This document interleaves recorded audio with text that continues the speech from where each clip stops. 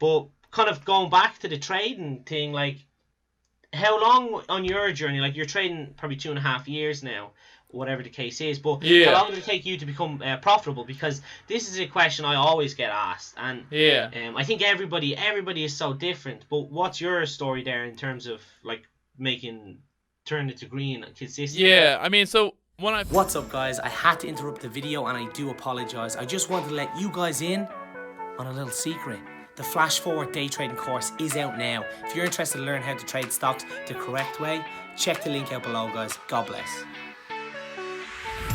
When I first started, like, I wasn't serious about it, obviously, and you know, there was times where I just wasn't really even worried about it. You know, I had a couple $1,000s with my Robinhood account, and I would just kind of mess around. And then it wasn't honestly until like the end of 2017 when I was like, okay, I'm gonna get serious about this and start to trade. And then, you know, I started trading the more volatile stocks, the pennies. You know, I hate to call them penny stocks, but I guess like the low float stuff, you know.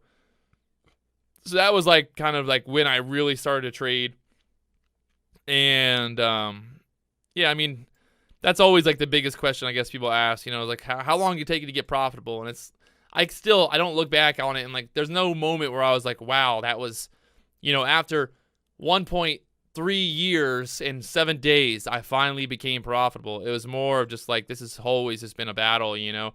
I think the other day somebody gave me some crap and they were like, oh, why do you keep doing the same problems, or why do you keep making the same mistakes? And it's just like, in the moment, you know, when you're taking a trade, when you jump into a trade, it's like you're not really thinking about like, oh, is this a mistake or not? You know, you're not like, I don't know, you're just not like thinking about it. And then a second after you took the trade, obviously you're like, oh, well, that was a bad entry, you idiot. What are you doing? You know, like there's always like, there's two people in your brain. You got the person who's like, ooh, I'm going to hockey.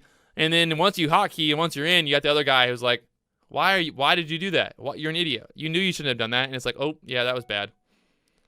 So it's just always like a battle, you know? It is, and like it's completely different. Like paper trading is completely different than live trading. Like I was making huge money like when I was paper trading, and I was like, this is fucking easy. Like as soon as I started live trading, was I in for a beating? I didn't realize. No, the emotion's way different. There punching me every day, and it was winning. But like that's going back to your point. If it's like when you're live, when you're in that seat, you kind of, the screen can trick you to see what you want to see, and then it's your conscience kicks in and says, "Oh no, you fucked up there," because it's emotional. It's a kind of a different rush. So it's easy to point out trades looking at a paper or looking at a screen that's a screenshot or something. But in the live action, it's just different. It's very hard to explain. I can sit here all day long and run a chat room and sit here and tell people, oh, buy here, sell here, buy here, sell here.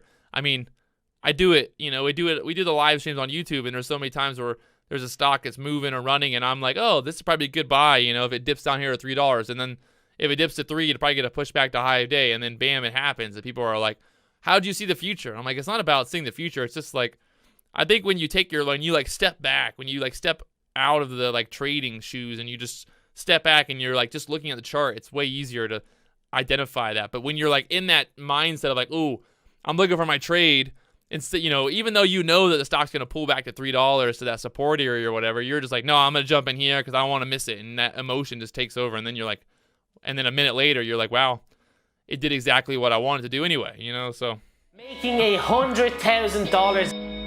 Characters I met along the way that stepped in and are a big part of my story. There, so stay tuned.